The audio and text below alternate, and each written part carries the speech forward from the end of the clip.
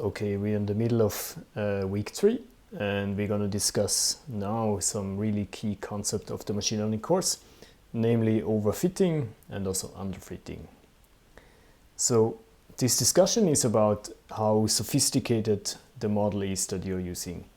Can it be too limited? We have seen that already sometimes. We saw that if you just have a one parameter model, it can be a bit too limiting to actually fit your data well. But then it can also be too sophisticated or too rich to fit your data too well. And that's what overfitting is, and we're going to discuss this a bit more precisely in the following. So when you talk about overfitting, then the problem is that your model is so good that it can fit anything, so it will also fit all the little noises you have in your present in your data, which is not revealing the true pattern in the data, but which is just a little noise which is actually then limiting you and make you have a very bad performance on the test set. But that's something we're going to discuss more in the next few minutes, and also in the next week when we talk about how to actually have test and train sets and to do proper validation of machine learning models. Okay, so today is about underfit and overfit. If you have the wrong level of your model, so if your model comes from a set of models which is too limiting or is too big for the data set or the task you have at hand. All right, so we will discuss this in the case of linear models, and now you might ask, linear models are so simple, so is it even possible to overfit? And actually it is. So, and it actually, this is not a, I mean, this example here is a bit illustrative, of course, but the fact that linear models do overfit is very likely to happen also in practice, and we often observe this. And also the same for underfitting, which is actually what we're going to start with here. Okay, so let's see. Let's see if you can have actually a way how to to have a knob on the complexity of our linear models to make it more sophisticated and less sophisticated. So on the one extreme, for the simple models, we already had this quite a lot. So when we discussed like our most trivial models we had, which was, for example, this one parameter model, which we have here. So FW, no matter what your data X is, what it will do, it will just output W0. This is a very naive model because it completely ignores the data. So actually here in this figure here, you can see the data is on the X axis, and then here on the Y vertically you have the labels Y. All right, and the red curve is actually what your model is in this case, and when your data points are the actual blue points, then you can see this is a very poor model, and you can see the error for each data point. You can see it's okay for these guys, but then for most data points it's pretty big, so these are the errors EN as we used to. Okay, so clearly for this particular data set, which is one-dimensional, this model class is not rich enough.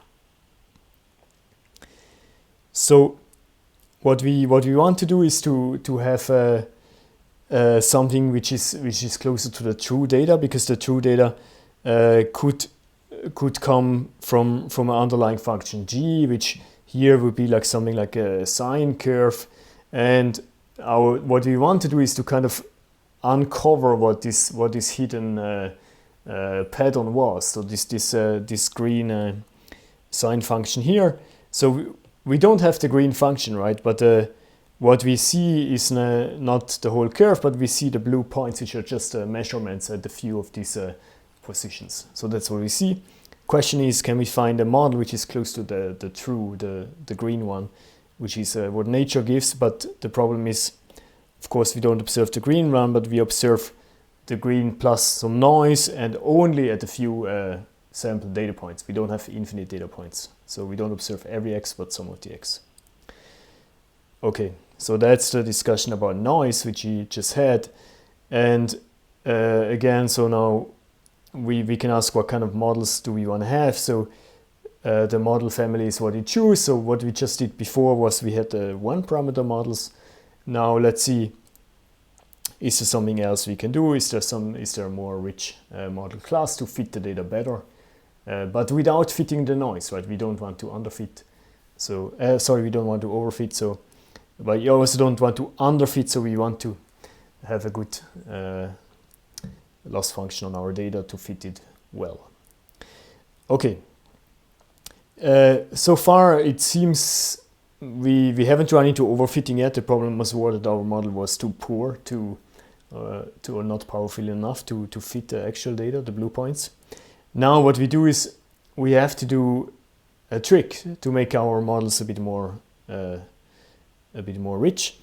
And what we want to do is, so we only have one feature, right? That's the X input is just one number. So if you just do linear models with that, it's extremely limiting, which is what we had before. So the most fancy thing you can do with this class of linear models, so if you just have one feature, is this thing here. So to just have either a positive slope or a negative slope, which is just going to be a line depending on your feature X. That is not very sophisticated. If your true model is something like a sine curve, or it can be anything.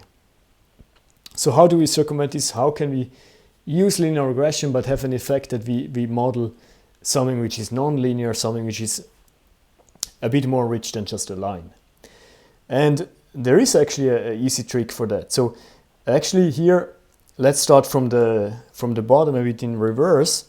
If we look at this bottom line here, then you can see something that which would be desirable for us. So we want to have a model which does not only depend on X, but it would be nice. So like this term here is what we already had, right? We said, okay, linear model can, I can multiply my weight, I can multiply that by my single feature I have. That's the naive way. But can we have a more fancy model which actually also depends on other aspects of my single feature, for example, the higher powers of my feature here. And so that would be nice, right? If you can also have a weight for the feature X squared, or you could take the feature to a higher power, and then have a linear model which depends on many parameters. Here there capital M plus 1 many parameters. So this would be nice if we had such a model. But is this actually possible to do with linear regression if we have only one feature? And the answer is yes, but only if we do a feature expansion before we fit this linear model.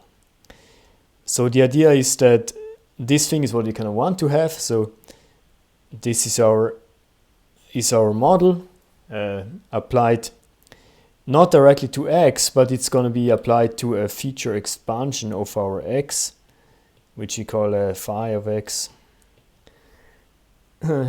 And what is this? This is actually just what we then use as our model directly.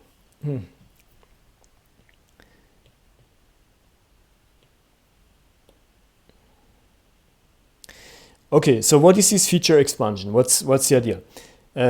Again, as I said, so originally we only had one feature xn, but now we want to have many of them.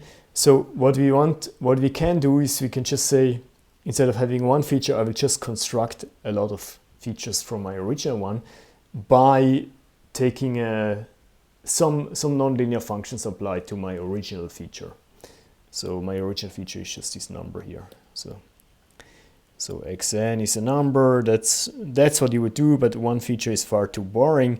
So what we do is we just create actually a high dimensional data point, right? So before we had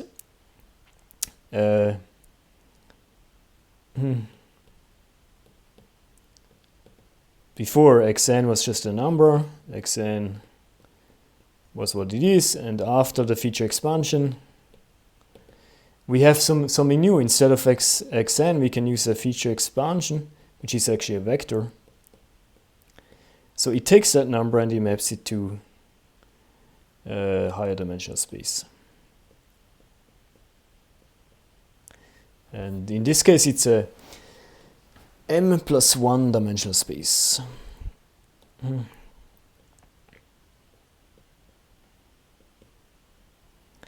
Sorry for my writing.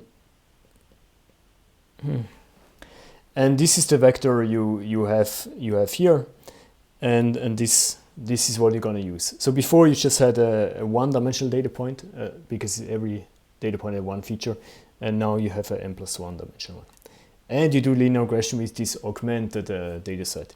It's a bit similar if you remember when we had the data set and we added this one artificial feature. That was the same thing to add the one. That's one new feature, which you here do as well. But here we add even many more features to each data point on the right side. And these are nonlinear features in the original feature. This can also be other functions. It also could be, you can also add a sine of x or anything you want. So another popular thing is maybe to add the logarithm of xn if you have some big positive numbers. You just want to have more ways to express your original quantity and want to add some nonlinear expansions of that. Okay, so what's happening here? So this is an alternative. So on the high level, that's what we said, that we can just add this expansion with any nonlinear functions. And in the particular case where we added these polynomials here, so we just added the higher powers of our original features, then what this is called is actually a polynomial expansion, polynomial feature expansion. So and that is a very natural way to expand your features. Okay, again, what has happened? We had original data was one-dimensional, and now we have transformed it to m+1 dimensional, and this is very convenient. So if you look at the picture here on the bottom, so here is my new feature vector. So this is my phi transpose if you want, and then this gets multiplied with my w.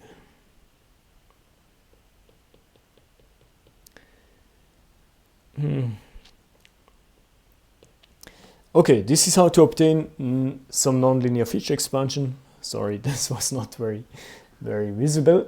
I'm gonna disappear a bit. This is the idea to make your linear model more powerful. Just increase the dimension and then use feature expansion.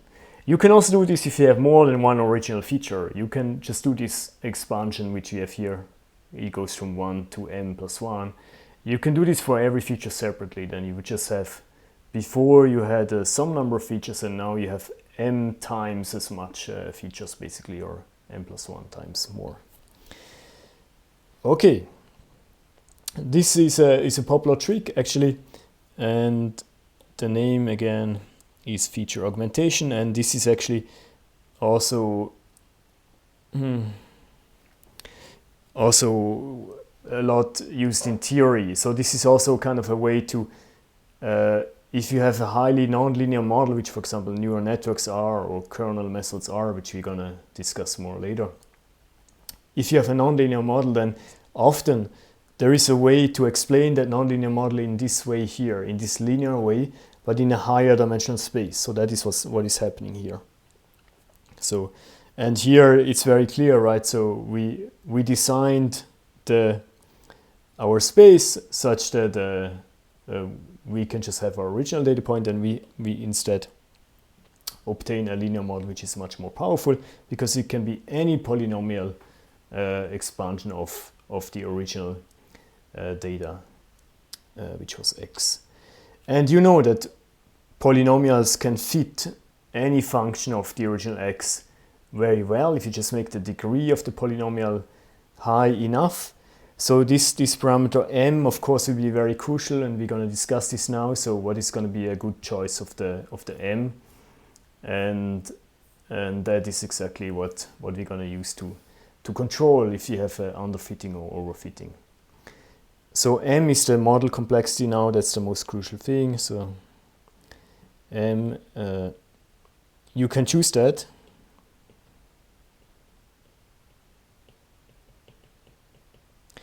If you just choose it to 1, then you're basically back in the original case, except you had added offset. So then you have a 2-parameter model. Okay, so polynomial feature expansion, a very nice trick. And let's see what happens if you do that. We are back to the same example. We had the blue data points, and now we ask what happens if you now fit a linear model, but with this feature expansion on m. So the first case, if you set m equals 0, that is the very naive case. So m equals 0, that means I do not do any expansion here.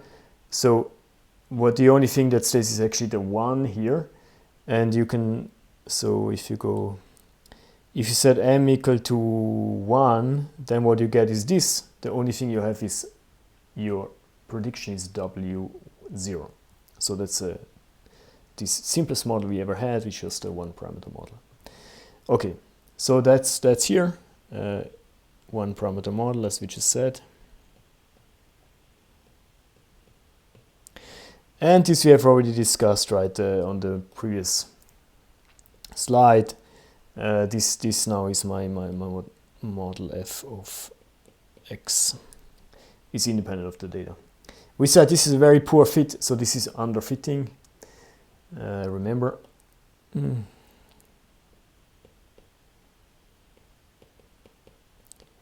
what we're going to do now is we vary the parameter m, of course, this model complexity, and we see what happens. So when it becomes higher, eventually, hopefully, we will fit the data a bit better, which is actually the case here. So here you see the next model. This is when we have the m parameter being 1. What happens then is that this thing here remains. So what that means, you have a 2-parameter model. So that's here. So what does this mean? This just means we do a linear regression in this space of 2 features. And as we already discussed, that means you will have an offset and a slope. And that's what you can see here. Here's the best linear regression to these 2 features. It's a line in this case still. So far so good. And if we go further with m, then we go to, for example, a 4-parameter model. So this means we have now 4 features.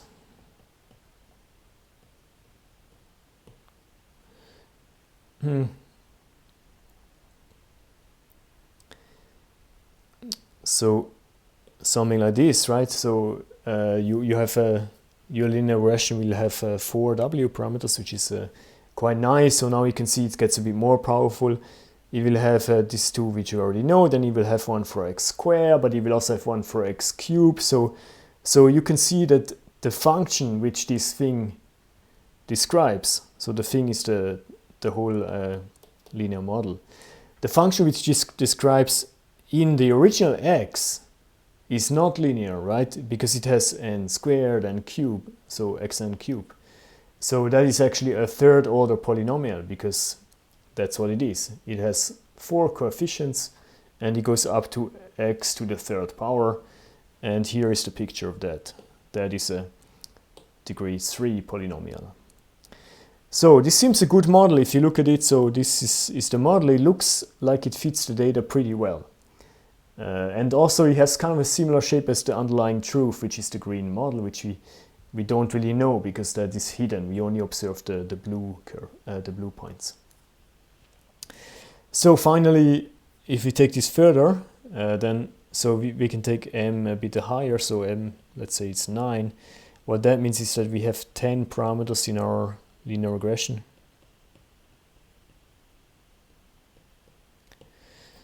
And then here's how the picture looks like. So in the original feature x, this describes a polynomial of degree 9, m equal 9.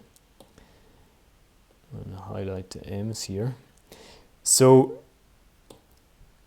and here is the line, and this looks, it's like it's fitting the blue points extremely well. Actually, it has perfect loss. So the cost of this thing is 0 because every point here is perfectly fit, right? There's no error. So this thing is perfect, right? In terms of the training data.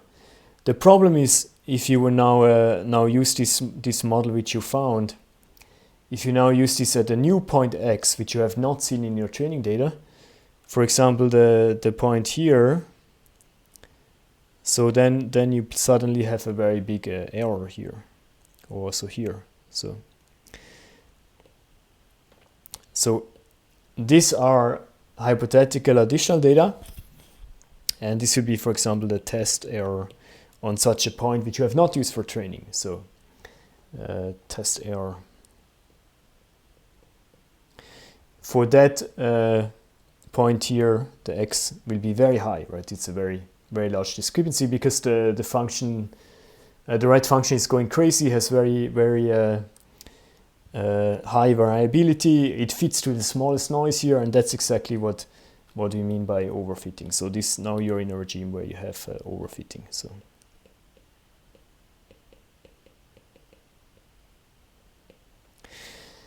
okay, so there's actually interesting discussion here because just the fact that you fit your training data perfectly, that alone does not necessarily mean that you're overfitting, right?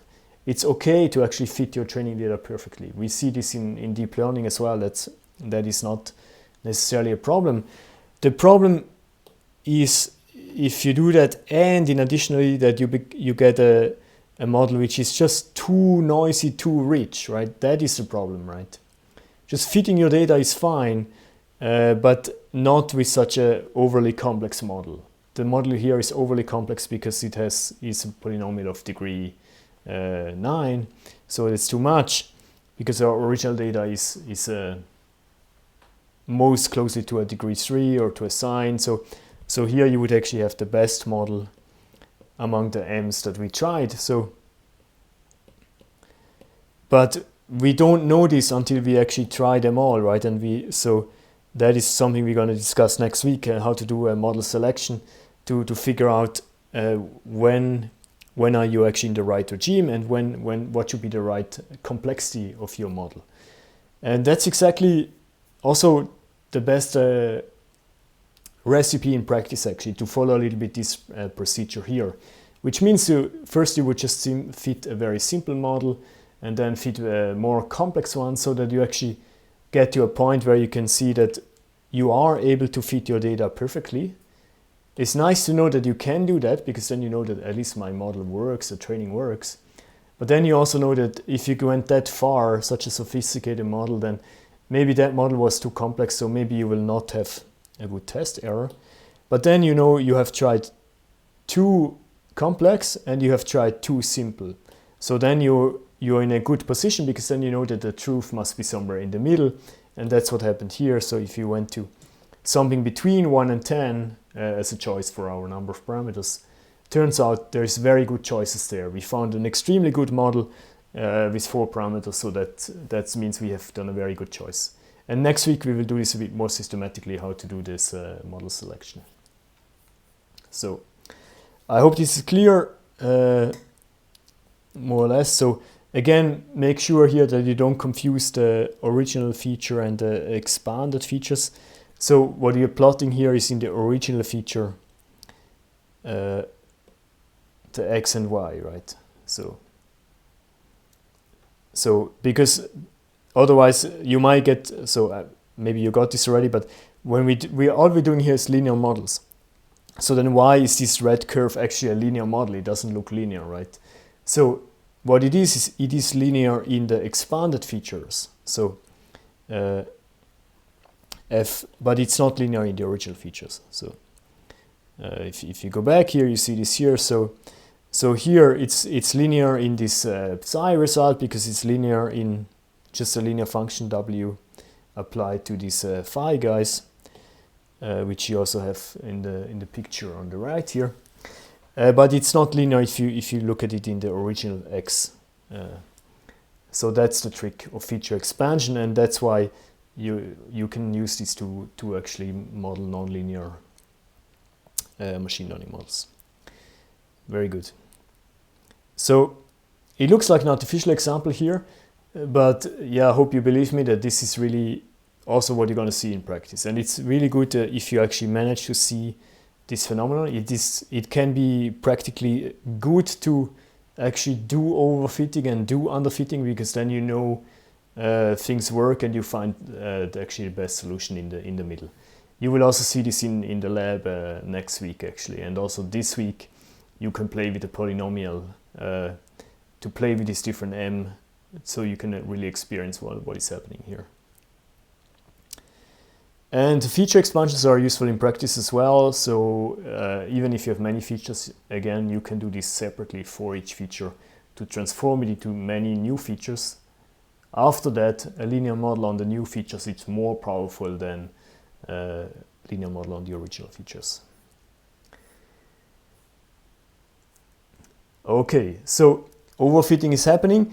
Now, the next thing we want to discuss is how to actually avoid this problem. So, I mean, it's pretty bad, right? If you arrive at the model like this with 10 parameters, I mean, it's completely off to what you try to actually model in reality, which is the green curve. So things have gone pretty bad by just choosing the right or the wrong complexity of your model. So this is again to illustrate that it's actually really important to get this model complexity correct. So, but that also depends. This is a very important task because in practice you have to have a good intuition on what is actually the underlying truth, the green curve, right? How complex should the thing be that you're trying to model? So, well, it's hard if you're trying to model in an image recognition problem how many birds are on the photo, then that can be a regression problem, but it's pretty hard to imagine what degree of polynomial this should be. But you can try, and then you can try to get a feeling of what is the noise and when do you get a good test accuracy. So, okay, so here you have overfitting. Maybe I mark this in red, and then we go to things, so underfitting here and overfitting here. And now we go, how can we avoid that? What can we do against the latest example where we had overfitting? So there are actually two ways to avoid this. And so that's what we're gonna have here. And one way is just to just use more data. So because here you saw that we had, I don't know, it was maybe like 9 data points or so. And we also had our model is a polynomial of degree 9, so that explains why it can fit so well, but then also it fitted actually too well. If you had more data points, again, more data points than our model has parameters, then you would think that even this model of degree 10 or 9, you think that could be fit well if we had enough data. And that is the case, so that's what you see here. So we still keep the model at the same complexity, let's say polynomials of degree 9. So that's like in the bad picture which we had here in the last picture. But now let's assume we got more data, or we can just ask for more training data. Sometimes you can, sometimes people have to label it for you. Let's ask if you can get more training data, and then we can see maybe we can still fit this 10 parameter model. And yes, indeed, this actually works. So now you see it's not overfitting as bad anymore. So now this is a degree 9 polynomial, but we have a bit more data points, and it actually fits the data much better than before. It's not doing these crazy outliers anymore. It's really the same situation that before, but we've added a few more blue points. And then if this is even more clear in the second picture here, when when you just have much more data. So again, so this is your y, this is your x, and if you have so many data points, then it doesn't matter anymore the complexity of your model. So let's say here you have 100 points, and in this case it's completely fine to fit this model of this complexity. You see that the model polynomial of degree 9 looks really nice. It looks like it should. So by having more data, you manage to also avoid this problem of overfitting. In summary, how can we fight overfitting or avoid it? So, two ways. One, having a simpler model.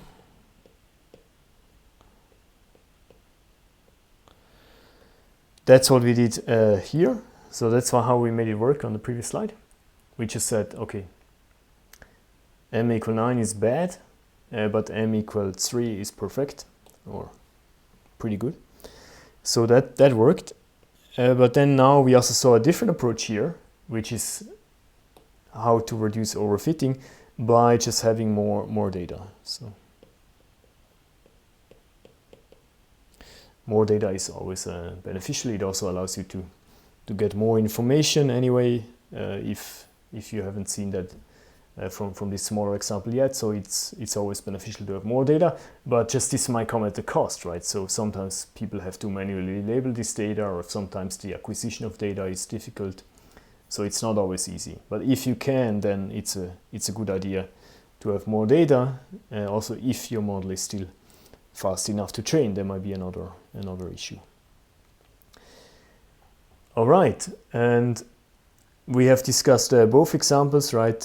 And so this is it sounds a bit boring because it seems about a linear case, but actually you need to believe me again that in the deep learning case, the phenomenon will look exactly the same, right? You really have the same type of things happening. You also have exactly this phenomenon that with simple networks it will behave like this, and then when you have very complex networks you will be able to perfectly fit, and then at some point there can be overfitting happening, in which case you can use this one of these two tricks. In deep learning, people do not go so much to worry about the complexity of the model.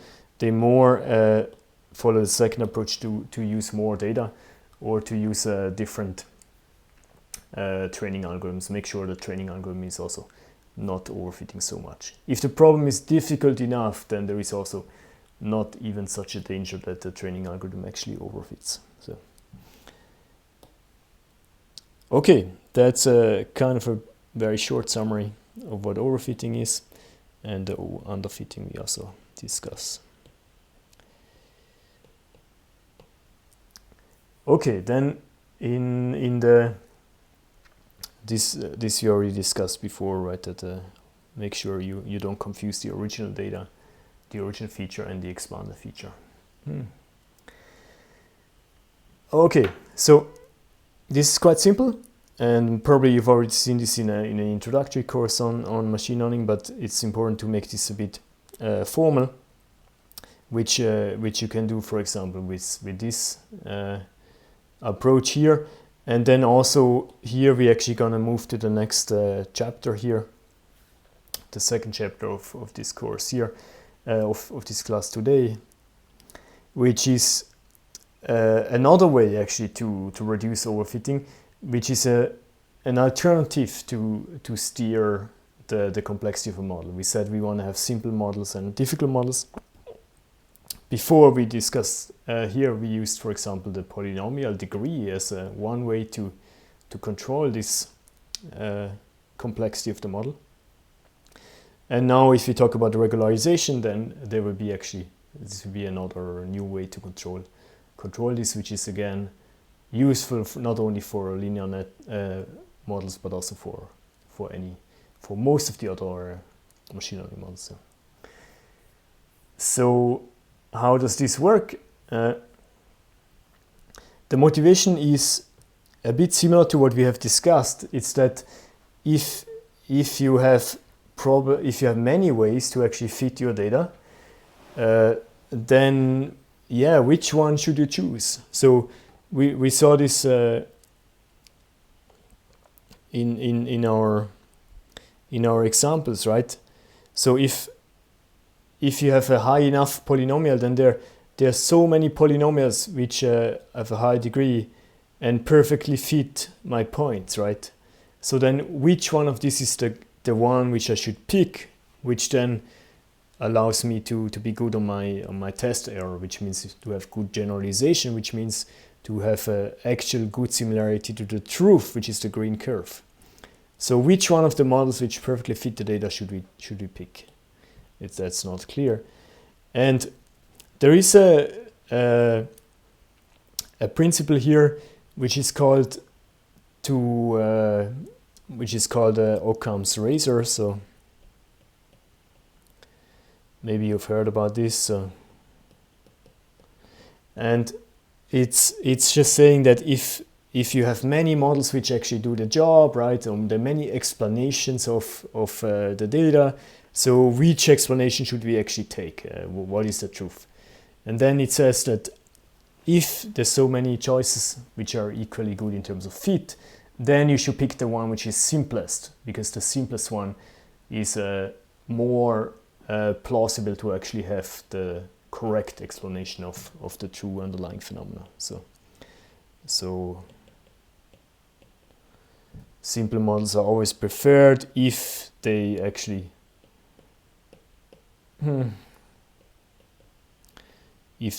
also fit. Preferred. And yeah, this is also used in other areas. So yeah, there's another kind of principle. If you don't know why something happened, then okay, you might not need to assume malicious intent when stupidity is a more likely explanation or something like this. So anyway, this is a principle. It's a bit high level here, but let's try to make this a bit more formal in the context of machine learning. And what we have is that we have many models which have some kind of fit, and the fit is what we have always described by a loss function. But now we also want to use the simplicity of the model, right? We want to quantify how simple a model is. So, and that's what we're going to do with this second part here, which is called the regularization term. So let's do this maybe like this: loss and regularizer. I mean, the first one you're already very well familiar with, so the cost. So and now the new one here, that's the complexity of my model.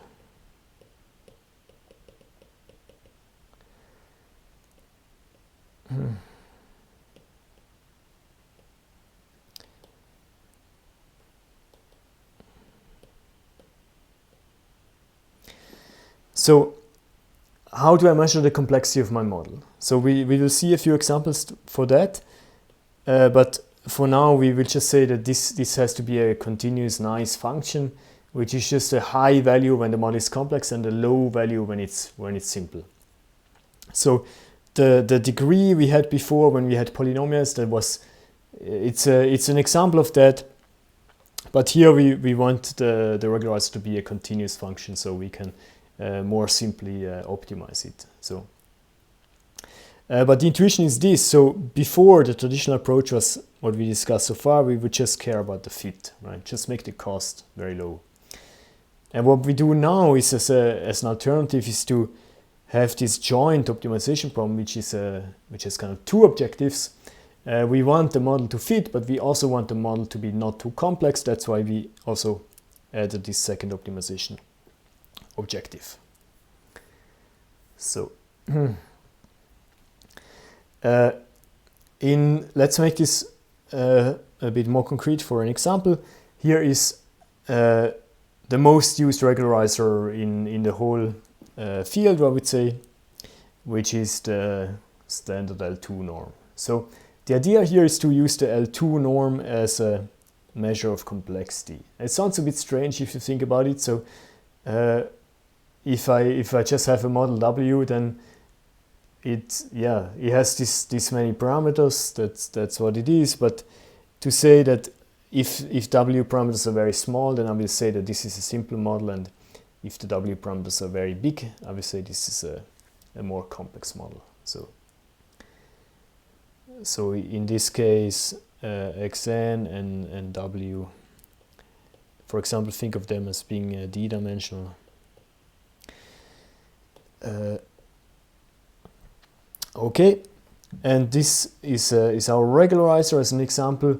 And you might ask, what is this strange lambda parameter in front of it? So this just means that if you look at the formulation here, is that the two things are in a trade-off with each other, right? So if one of them is just extremely big and the other is in a different order of magnitude, then you have to find a better balance of that. So it's from here, if you just write it like this, it's not clear how much do I care about loss, how much do I care about regularizer. So that's why we have a trade-off parameter, so which is the lambda here.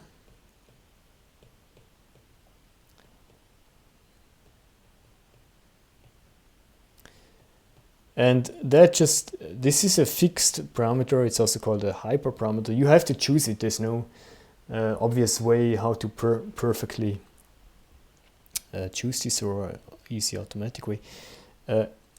It's a trade-off. And what it means is that if you set this lambda parameter very small, then you do not care much about the regularizer, right? Then the effect of it is not much. If you set this lambda very large, it will make this one important in your overall objective, right? Because they're added together. So then minimizing them together will be influenced a lot by the green regularizer. So if, just summarize what I said, if the lambda goes to 0, then we have basically no regularization.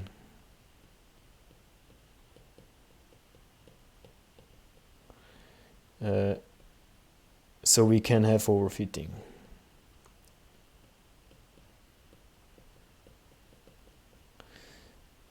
I'm not saying we will always have overfitting if this happens, but you could.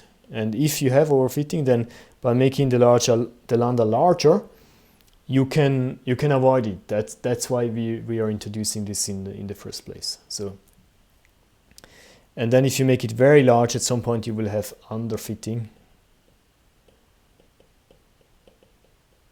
which is also not good, because you can imagine, for example, if you do this with a norm, and you make this lambda extremely large, then the model will just have to, or the optimizer will just have to make this thing small, because it will be so influential, because a large lambda, that the only thing to make this reasonable is to make the norm very, very small. So then your vector will go to actually a 0 norm vector, and that means you go to a very simple model, right? That's what this thing is doing. It allows you to steer how simple your model should be. And so if you make the lambda extremely high, then you can definitely get very simple models. Probably too simple, but at least it does work in both extremes, which is always important to consider.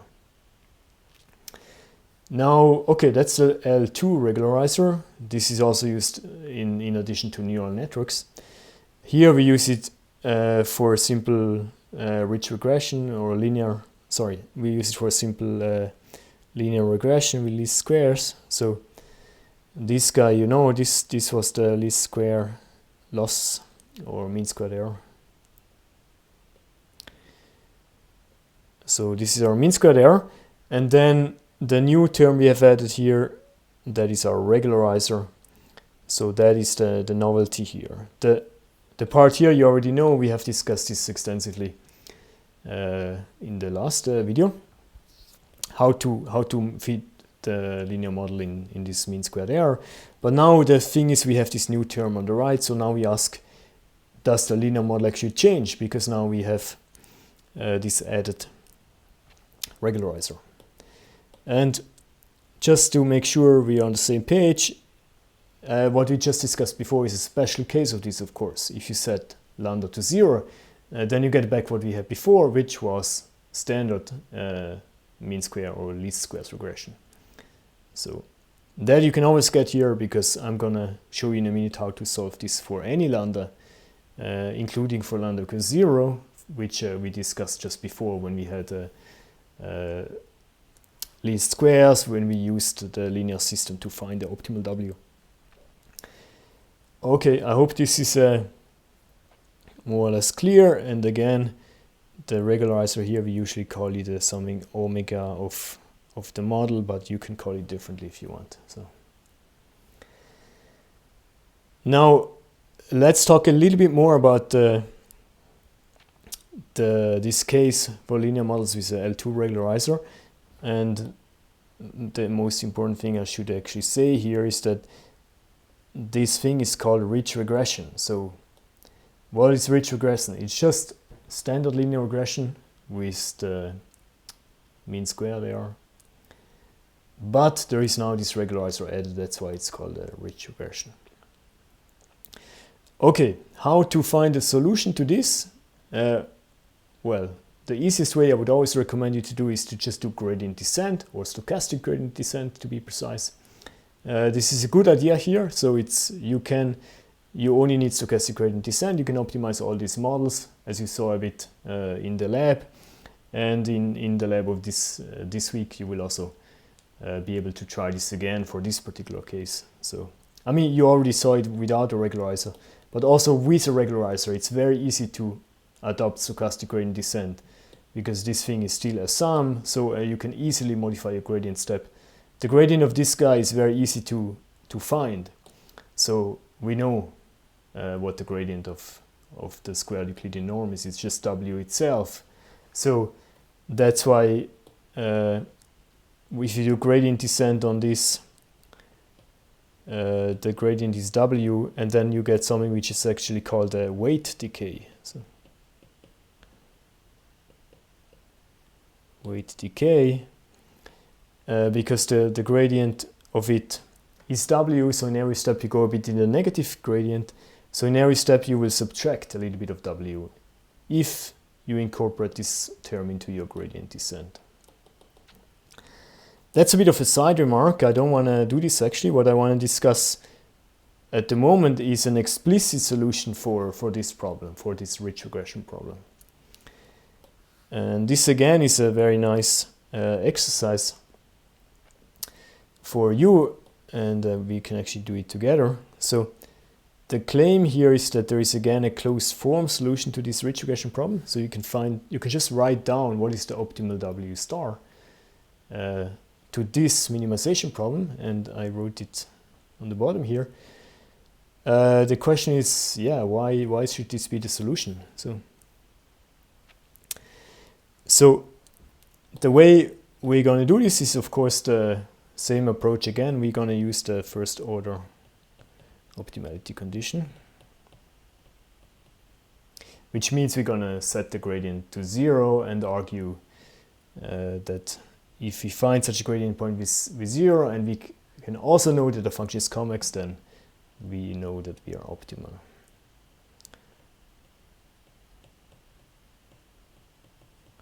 The first order optimality condition, it means that, yeah, so for P convex,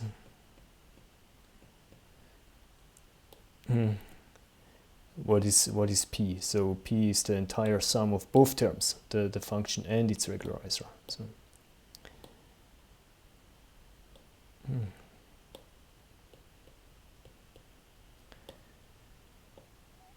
gonna use the correct color. So P is L plus the omega.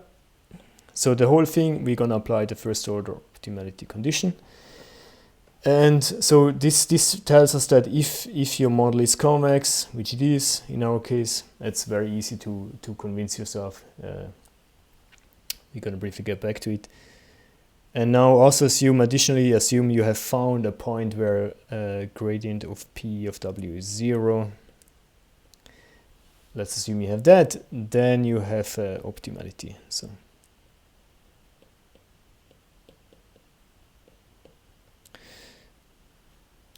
you notice this is the same condition as before, and the only thing we need to do now is to again get the gradient for the combined objective and convince ourselves that it's convex.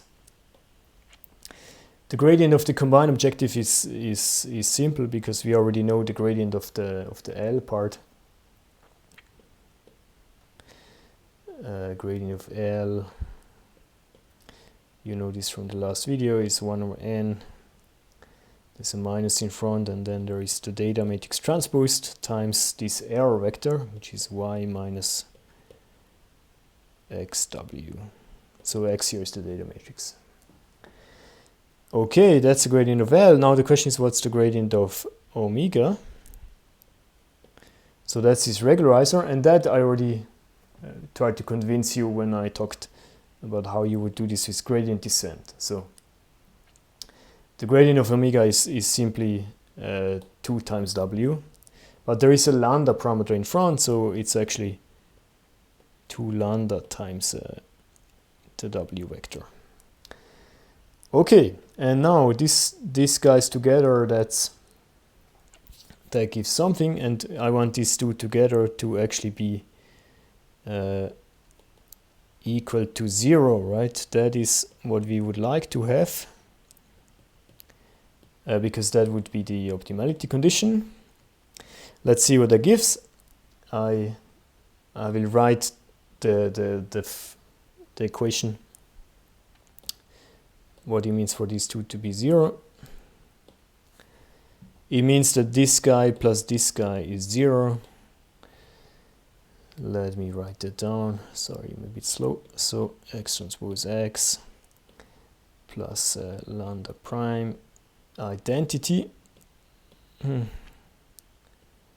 times w is equal to x transpose y. Okay, so what has happened here? The x transpose y is from the red part, and now what's this identity stuff? So that is from the w term which is subtracted. So just maybe I forgot the 1 over n. I didn't forget, but I put it into w prime, lambda prime, sorry. So I just only want to have one constant, so I call it whatever, lambda prime. What I want to illustrate here is that there is this matrix in front of w. Actually, you remember this from the case without regularization. When we had no regularization, then what we had is just this. We had the ground matrix times the weights is equal to this right-hand side. Now the only change we have is that this term came additionally. There is a small positive addition of the identity matrix, which is here, which comes from the regularizer. And this, if you look at it now, you think it makes things more complicated, but it's not the case. It actually makes things simpler, because it makes the whole objective better conditioned, so it makes it simpler to actually solve this linear system. If you look at it again, you see it's a linear system, because we want to solve for w, right? And we have these linear equations again. It's the same linear system as in the least squares case, except the yellow part has been added, the identity matrix here. Very simple. And so again, if you have a linear system solver, then you can now easily solve ridge regression, which is very convenient. Now, just to give you a little bit more info on why I was claiming that this adding of the identity matrix makes things simpler. So why was I claiming this? So this lambda guy is, it's just the same as lambda, but maybe multiplied by n. And the point is, the only thing that matters is that it's a parameter bigger than 0. And what the question is now, what this does to add a positive parameter times our identity matrix. Why is this a good idea? So let's look at it from the condition number perspective. If we remember from the least squares case, here I told you that linear systems, the matrix you have can be good conditioned or badly conditioned, so depending on what the eigenvalues are. So let's see what happens. So before we had this just with x transpose x, and now we have plus identity. So if you take a symmetric matrix, or well, anyway, you take a yes, let's say we take a symmetric positive definite matrix, which are only ground matrices, by the way. So if we take such a matrix and we add an identity to it, then what happens to its eigenvectors? So oh, this is actually not a typo. This should be eigenvector decomposition. Eigenvalue decomposition, because these are square matrices. So if you have the eigenvalue decomposition of the original x times itself matrix, that's, let's say you write this as u. Now the question is what happens to the lifted one. Also, this is the modified one. So you will, of course, well, you can write the identity as the u matrix, so u are the eigenvectors of x transpose. You can write this in before and after your identity. And these u matrices are orthonormal.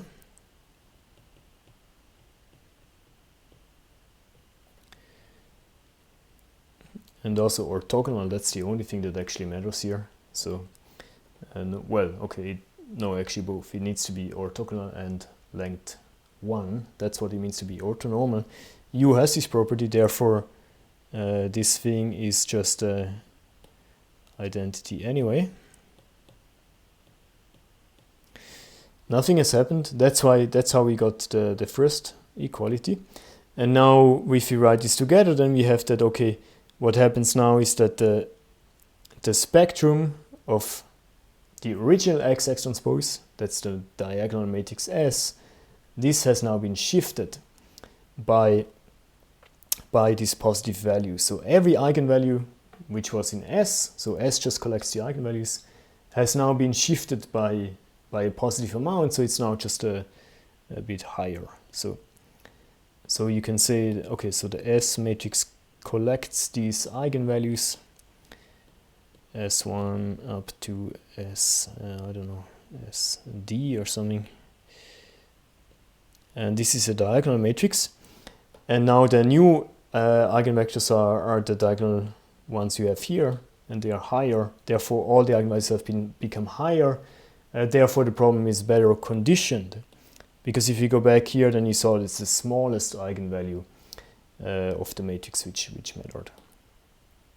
Okay, so this is better conditioned. And actually, if you want, there is also an alternative proof here which goes even more basic with the definition of the eigenvectors, actually, to make the same argument. Okay, the point is that maybe the original matrix from the data was not perfectly well conditioned, which makes it, for example, hard to invert. And so if you actually add this regularization, the whole problem becomes easier to invert because the eigenvalues have all become larger.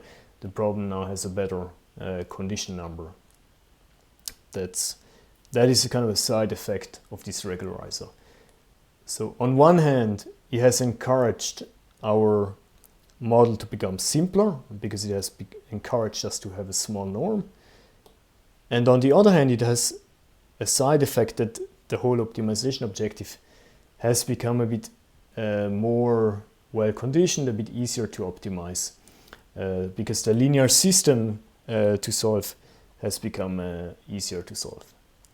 And even if you do gradient descent, you can actually see that adding this can be quite beneficial in some cases. Makes the problem a bit more curved like a parabola, and parabolas are like the simplest thing you can optimize. So it makes it a bit nicer looking. Even for non-convex models, this can be beneficial in some cases. That is the ridge regression and what the effect of it is onto the eigendecomposition. So okay, so the L2 case is always a bit special, and it's important that we discuss one more regularizer, which is not the L2, and that's the L1 regularizer. I think most of you know what the L1 norm is, so for completeness I will define it again. So the L1 norm of a vector is defined to be the sum of the absolute values. So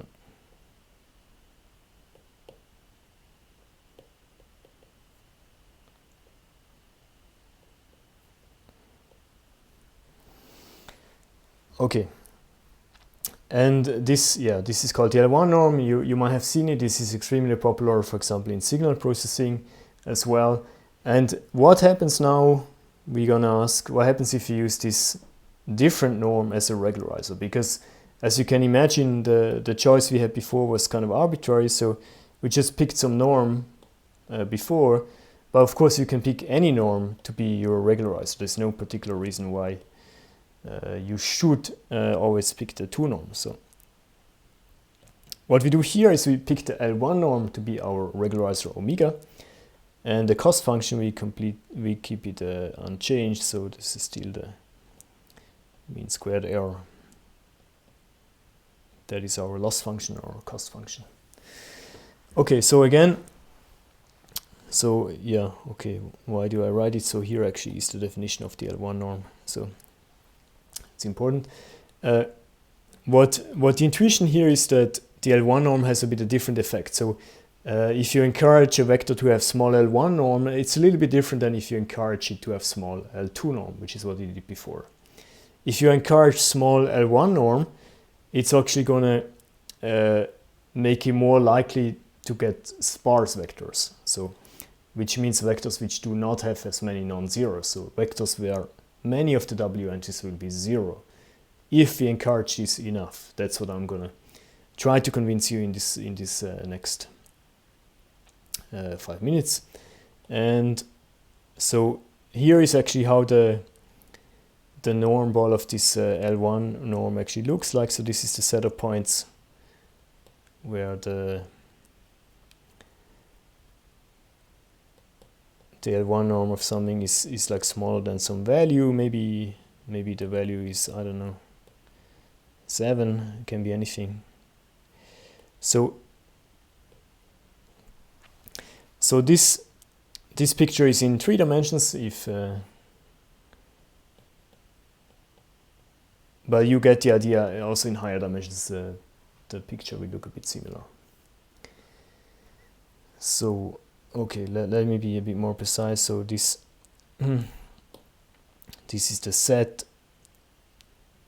of W's where the L1 norm is kind of small. And by kind of small, I mean any constant value. For example, 7. So this set, this is what we have in blue here. Nothing special, but now how is this going to work together with this mean squared error? So now we have a multi-objective optimization problem. We minimize kind of 2 things, the L1 norm and also the loss. So what's going to happen? What I'm going to explain to you is what happens if you actually constrain your optimization to this set here, right? So, and which is a little bit different what we did here, because we had the plus here. We just added the two objectives together. So, but actually, let's assume you know the solution to the original problem. You find the best W here, and that best W will also have some L1 norm. So, and then I will just use that norm as my constraint. I can say, okay, that is actually including so I got my weight vector star and then I can use this to define my constraint if I want to solve a constraint problem. So, okay, what happens when I solve a constraint problem with this constraint? So I want to ask, what is the W vector, which is in this one ball, and at the same time minimizes the loss. So how does the loss look like? The loss function will look a bit like an ellipse. So this is the level set of my loss function, just the L part alone. So here maybe L is 3, L is 4, and then the loss function is increasing, right? So these curves here are like the level sets when you want to be here, right? You want to be in the low value in terms of cost. But you also want to be in the constraint. So that's kind of the two things you want to satisfy at the same time, which is difficult. But then what happens here is that, let's say, okay, I cannot achieve loss function 3, it's just too low. There's no point which is actually in the constraint set with such a low loss. Then I can make the loss a bit larger and ask, is there any W satisfying the constraint? And the first one I actually find is this one here. So that is my W star, for example. I found that this one had the lowest loss given that it respects the L1 norm not being bigger than 7, for example. So this is kind of what will happen geometrically. So you can think about it that you start with an ellipse which is really, really small, and then you grow this ellipse gradually larger until it touches this polytope here, the blue set. And when it touches that blue set, then that's your solution W, you would assume. Now the interesting thing is that it's about the geometry. So if the blue set would just be a round L2 ball, then this would be very boring and this would be nothing special here. But the fact that this norm ball here is actually spiky, it means it has these corners, means that it is very likely that when you grow this ellipse, that the first time it will touch this constraint set is at a corner. So it's quite unlikely that it's going to touch first in the middle of this face here. So because the corners stand out in all directions, so it's very likely that the first touch is at the corner.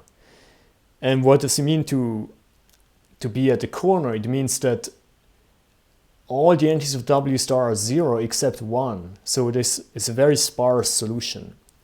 And this intuition also carries on in very high dimensions. There it's even more the case. So that it's very unlikely to touch this constraint set in a dense point W, meaning that all the W entities are non-zero. That would be the case here. It's much more likely to touch it at the points where only a few of them are non-zero, which is like an edge, or even more likely a corner. So there you will have a sparse W star. So that is the intuition here. And if you want to, so this is the penalized formulation.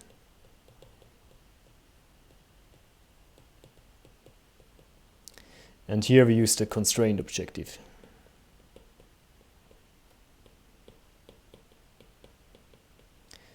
But this is basically the same thing. They are very related, and if you're interested in these kind of arguments, then I can also recommend the optimization course, which is next semester, or other optimization courses.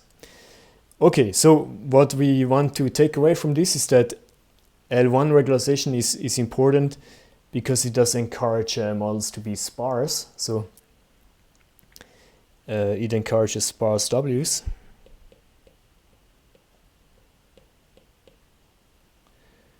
And this is very, very useful in many applications. So.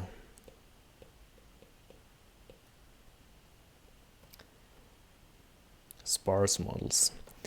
So this is used in signal processing. This is also used in all kinds of machine learning applications. This is used when you want to have interpretable models. So because remember, W is the final model, that's going to be the weight vector you're going to use and give to your customer. If you give them a sparse W, that means you gave them a W which only uses very few features, so it's much more interpretable, which also can have many benefits. So here, this type of regularization encourages the model to be simple in terms of short norm, but also simple even more in a much very clear interpretable way, because it has few non-zero entries. That obviously is a good measure of simplicity, right? So that's what the L1 norm does, and I'm not going to prove this fact to you, but if you want to read up a little bit more, then there is a little bit a longer argument of what I just discussed here, what it means for this ellipse, which is the least squares mean square objective. What does it mean for that one to satisfy the L1 constraint the first time? But that's just what I showed you intuitively here. Okay, we saw L1 regularization, we saw L2 regularization. There are many more. And so what's important here is that you can use regularization to make your model simpler. And don't forget, it's not for free, right? You have to tune again this lambda parameter. You have to make sure you get the right lambda parameter, which is making the best trade-off between underfitting and overfitting. So if you set lambda to 0, we had this before, just to summarize. Lambda 0 is no regularization, then you're back to the old linear models without anything.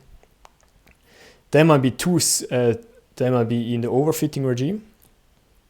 And then if you want to make things simpler, you increase your lambda, and if you make it very, very large, then you have to enforce your model to be so simple that you will get into the underfitting regime. And the sweet spot, of course, is somewhere in between.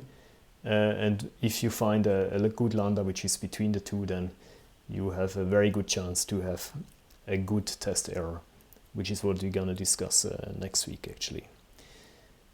Okay, I think that is it from this week. And as I said, there are other kinds of regularizations. And if you're interested, there are a few pointers in the additional notes. And I think that's it. I will actually give over to Nicolas Flammarion for the next few weeks, and then I will see you again in the last part of the lecture. So, and don't forget the lab, and also it will be useful for you for the project 1. So to play with these Python notebooks. Okay. See you soon. Thanks.